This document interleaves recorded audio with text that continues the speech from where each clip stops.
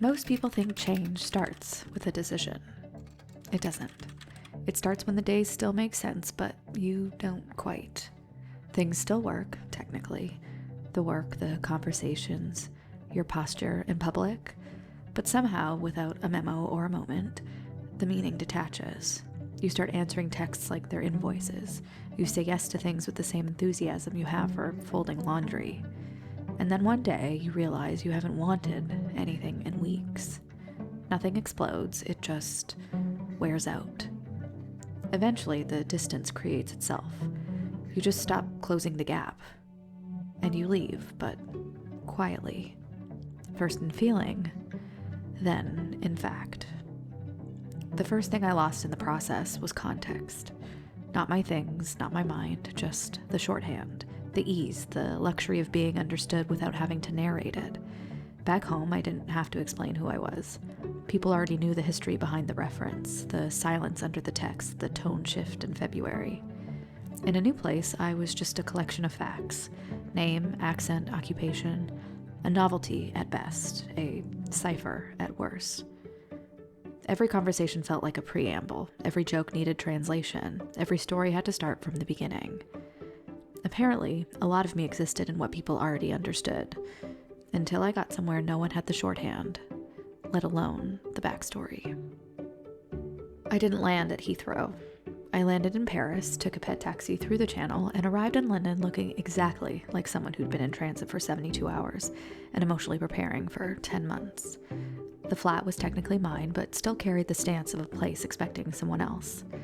Empty walls, hollow-sounding floors, a leftover IKEA hook on the back of a door that felt too intimate to remove. The kind of space that didn't need furniture to feel like someone else still lived there. Raffi sniffed every corner like he was calculating square footage, then sighed and curled up in the bed I'd hauled from Vancouver through 3 airports, 1 rented van, and a very patient French driver. He adjusted faster than I did, or maybe he just knew how to fake it. I didn't sit, I didn't unpack, I opened a cupboard, closed it again, and decided that was enough settling in for day 1. It was underwhelming in a way that felt deserved. I was in London now, and nothing in the room, including me, had figured out what to do with that yet. Summer came early, like it had something to prove. The air was stale and the city felt close and sticky, full of strangers pretending it wasn't too hot to pretend they were having a good time. Everything smelled like warm beer and sunscreen someone gave up rubbing in. I wasn't making new friends. I didn't expect to. Not right away. But I thought I'd feel more open, or at least less off. Instead, the quiet got louder. The hours stretched. I took Raffi for long walks I pretended were intentional. Mostly, they were just a way to pass time I didn't know how to hold. Not sad, just softened. A little slower in places I used to be sharp. I tried to stay grateful, but most days gratitude was just regret and lipstick. I kept reminding myself, this is what I wanted. Change, movement, somewhere else to be. But it was hard to tell if I was adjusting to a new rhythm or just getting better at making silence look intentional. I checked flights to Vancouver more times than I'll admit, sometimes LA. I never told anyone. It didn't feel like something worth saying out loud. I didn't know what I was going back to, just that it felt easier than staying. I wasn't going to leave, but I liked knowing I could. And somewhere in the soup of that summer, the air changed. Not the weather, just the sense that things I'd relied on without thinking weren't holding the same way anymore. And I began to notice that had probably been true for a while. Not suddenly, just enough to strip the shape of what I'd always counted on. Like most things, once I noticed it, it was everywhere. That maybe spaces I used to belong had become slightly decorative. By September, I still didn't feel settled, but I also hadn't left. And for me, that was new. At some point during the summer, I signed up for a surf retreat in Cornwall, because that's what you do, apparently, when you move to London. You decide now is the logical time to learn to surf. I didn't overthink it. I didn't not overthink it. I just reached a kind of quiet saturation, the kind where you stop asking what will fix anything and start looking for what might just interrupt it. It wasn't courage, it was timing. a subtle boredom with my own coping mechanisms, the walks, the scrolling, the silent negotiations with myself about how many nights in a row you can eat the same thing for dinner before it becomes a personality. So I went. A group trip. Strangers, small talk suspended in the air. Not exactly my scene. I packed the version of me I've always used in these situations, mildly funny and just confessional enough to seem open. It's not fake, but it is selective. A highlight reel of flaws I've already metabolized, mistakes with punchlines, vulnerability you can pace. And I used it. First night, right out of the gate. It was going well, which is usually when I start to unravel. The familiar rhythm kicked in. Perform, connect, retreat, regret.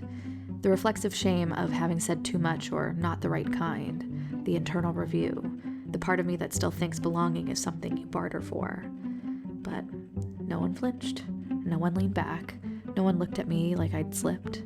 They stayed. They asked more. They laughed, then kept the silence when it came. That shouldn't be remarkable, but it was. I don't know when it happened exactly. Somewhere between the small talk, the breath work, and the ocean. And nothing moved after that quite the same way. Something got in and stayed. I should have known better than to show up without my usual defenses, but I was trying something new. Unfortunately, it worked. When I got back to London, things were still quiet, but not in the same way. My phone wasn't full, but it wasn't empty. I was being invited, not constantly, but just enough to notice. Enough to realize I'd been moving through the city like someone waiting to be cleared for entry. It caught me off guard how quickly things shifted once I stopped trying to control the version of myself people got.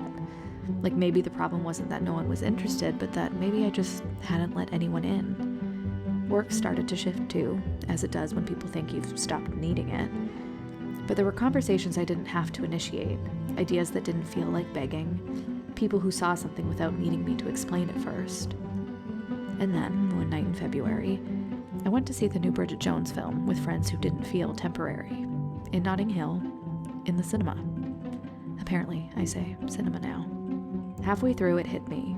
I was watching Bridget Jones spiral around London while I was living in London. It should have been funny or endearing, just like Bridget, or at least familiar, but it wasn't. Instead, it felt like evidence that the change wasn't coming. It already had. The last time I saw my dear Bridget, I was in LA. I thought that was it. The life, the dream, the place. I'd built so much around it, wrapped it in certainty, carved out meaning just to make the choice feel permanent. But it wasn't. And it didn't last. And that's okay. Dreams don't always die dramatically. Sometimes they just soften until you realize you're not inside them anymore. At the 1-year mark of living in London, I found myself on the bathroom floor, sick enough to wonder if I had a will. I didn't. I watched the grout line blur and tried to calculate how long it might take to stand. Raffi waited in the doorway, patient, expectant, for me to remember I'm the one who walks him. I didn't move. I wasn't scared exactly. Well, maybe a little. Mostly I was just aware. There was no one to ask what to do next. I stayed on the floor longer than I needed to, not out of drama, just inertia, even if the bed was only 8 steps away. Yes, I counted them. The house was quiet in the way most houses are, but that day, I noticed. The friends I'd made, great people, kind, texted, checked in. It helped on the surface, but there's a difference between having people and having your people. The ones who know what type of ginger ale you like and when you start crying before you actually do. The ones who don't wait to be asked. The shorthand didn't exist yet. I realized no one here knew that I panic more about logistics than outcomes. No one had a spare key or knew where I keep Raffi's leash or what kind of quiet means something. It's not loneliness, exactly, just the absence of intimacy you don't have to earn. The kind I moved here hoping would show up if I stayed long enough. I know this kind of knowing takes time, but patience has also never been my strong suit. Some things haven't changed. Not yet. I know it's early, a year isn't much, but there's a strange kind of pressure that builds when you run out of novelty and find that you're still yourself. No better, no worse, just present. Still trying to solve for a version of familiarity that doesn't need a narrative attached. There's a grief in that, the kind that moves into your day like a second current. I came here to change, and I have.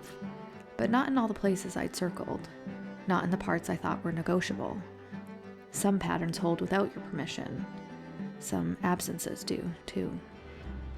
And then there's the other kind of grief, the kind no one warns you about. The grief that comes when something works.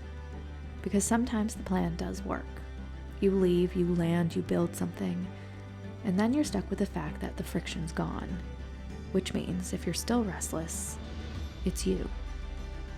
I kept expecting change to register. Some fracture, a signal, a shift in the light. But it didn't come like that. It came like dust on the windowsill, noticeable only after enough of it had settled. The bus schedules lodged themselves in my brain, the routine became less provisional. Raffi knew all the stores that gave out treats. My house key stopped feeling like it belonged to someone else's life. I didn't turn into someone new. I didn't have an epiphany or suddenly become fascinating. I just didn't leave. It's been a year. I live here now, in London. That's not hope or metaphor. It's just geography.